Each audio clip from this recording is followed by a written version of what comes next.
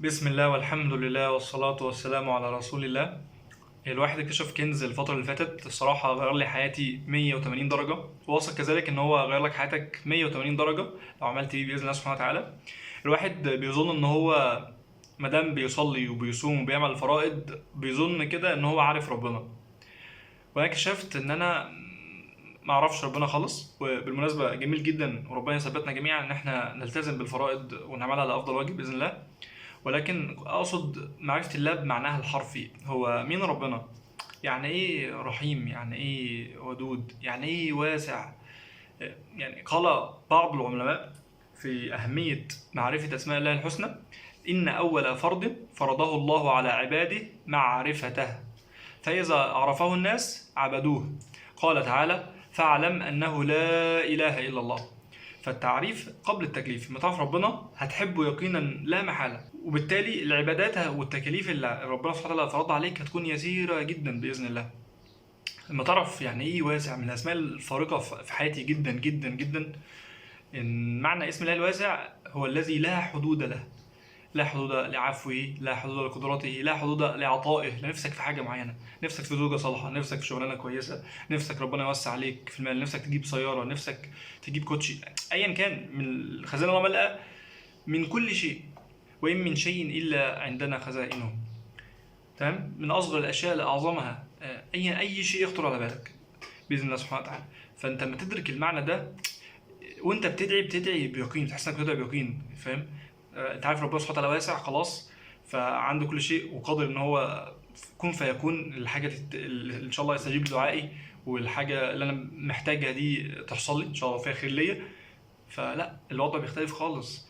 لما يكون في حاجه مضايقاك او حاسس بضيق في صدرك او في حاجه خانقه عليك حياتك، فالموضوع ده بيرجع ان انت لجأت لنفسك. انت بصيت للاسباب اللي في ايدك ومفيش اسباب ومش عارف تعمل حاجه، ما جاتش ربنا سبحانه وتعالى هو الواسع، فاهم؟ عنده متسع الامر ده خلاص. اما تعرف المعنى ده اثره عليه وعلى قلبك وعلى حياتك، بتشوف الامور هينه جدا، نظرتك للحياه بتختلف ونظرتك للاشياء بتختلف 180 درجه. يعني انا قبل معرفتي لله سبحانه وتعالى، ولسه بحاول اعرف الله سبحانه وتعالى، غير بعد معرفة الله سبحانه وتعالى خالص. يعني ما عدتش هتخاف، يعني فاهم؟ هتخاف من ايه يعني؟ لما تعرف ان وعد الله حق، وان ربنا سبحانه وتعالى امر زي الرزق مثلا بيشغلنا احنا كشباب، عايز اتجوز، عايز اجيب شيء معين، عايز يكون معايا فلوس، ايا كان اللي انت عايزه. الموضوع ده بيشغلنا كتير جدا، ولكن لما تعرف ان رزقك قدر لك قبل الخلق ب50,000 سنة، وإنه لن تموت نفسا حتى تستكمل رزقها، خلاص الموضوع يختلف. هتخاف من إيه بقى؟ فاهم؟ ربنا وعدني خلاص، وإن وعد الله حق يقينا، وخلاص رزق مقدر ليا، ما عليا أن أسعى وبس. والأمر ده يعينك على التوكل على الله، حسن التوكل على الله، مش التواكل خالص إطلاقا. يعني الأمر ده هيزيدك يقينا بالله سبحانه وتعالى. تعرف اسم الله اللطيف؟ يعني كم مرة احنا شفنا ده، سواء احنا عشناه او اصحابنا او شفناه على السوشيال ميديا، واحد يكون ماشي في الشارع وحاجة تنزل على دماغه تروح نازلة جنبه وينجو منها، نقول سبحان الله ربنا لطف بيه. شوف بقى، دي الحاجات الظاهرة لينا، تمام؟ بالك بقى بمئات الالاف او الالف موقف اللي كان فيه شر ليك وربنا صرفه عنك بلطفه، سبحان الله. يعني اثر معرفتك الاسماء الحسنى والعلم ده في حياتك هيغير لك 180 درجه. يعني الناس بتتعلم فقه ليه؟ او الناس بتتعلم تفسير ليه؟ بتتعلم فقه عشان يعرفوا ازاي يعبدوا ربنا، عشان يوصلوا لربنا. بيتعلموا تفسير ازاي عشان يقروا ويفهموا رسائل ربنا ليهم، عشان في الاخر الهدف ده كله معرفه الله سبحانه وتعالى، هو ده الهدف. فمن باب اولى اول طوبه في البناء ده هي لازم تكون عارف اسماء الله وصفاته بمعناها اللغوي والشرعي. مش بقدر اعرف يعني ايه توب غفور يعني بيغفر الذنوب، دي معنى جميل جدا، ولكن معناها اعم من كده بكتير جدا كتير جدا. والثمار الموضوع ده على حياتك كتيره كذلك، منها دخولك للجنه. قال صلى الله عليه وسلم: ان لله 99 اسما 100 الا واحدا من احصاها دخل الجنه. كذلك استجابه الدعاء، يعني ولله الاسماء الحسنى فادعوه بها.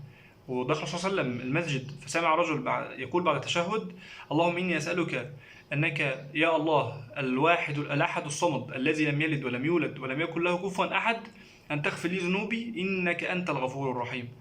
فقال رسول الله صلى الله عليه وسلم: قد غفر له، قد غفر له، قد غفر له. يعني تسال بقى عادي انت اللي انت عايزه، اللهم زوجني، اللهم وسع عليا، اللهم ارزقني بالسياره، اي شيء صغير او كبير.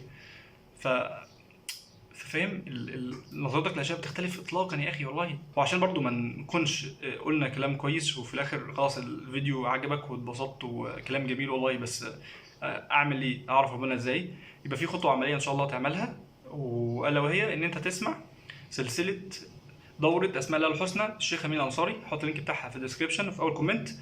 ورجاء يعني حاول تلتزم بيها، خد فيها شهر شهرين ثلاثه ايا كان، ولكن اسمع بتركيز، ما تعملش حاجه غير انك بتسمع ده معاك ورقه وقلم، تسجل الحاجات اللي انت استفدت بيها عشان تقدر ترجع لها بعد كده، والامور دي يكون اثرها فعلا طيب على حياتك. وعايز الناس ان شاء الله اللي هتلتزم وتعمل تسمع الدوره دي تقول لي بعد ما تخلصها اثر ده ايه على حياتها. هكون سعيد بده جدا، وربنا يعرفنا عليه ويفتح علينا في هذا الامر، لانه من اعظم الامور واعظم العلوم واشرفها يعني. فالله المستعان. انا بحبكم في الله، وجزاك الله خيرا. الناس اللي وصلت لحد هنا يذكروا الله في كومنت، يقولوا الحمد لله مثلا في كومنت، عشان اشوف الناس اهتمت ووصلت هنا ولا لا. وبس، نشوفكم قريب. السلام عليكم.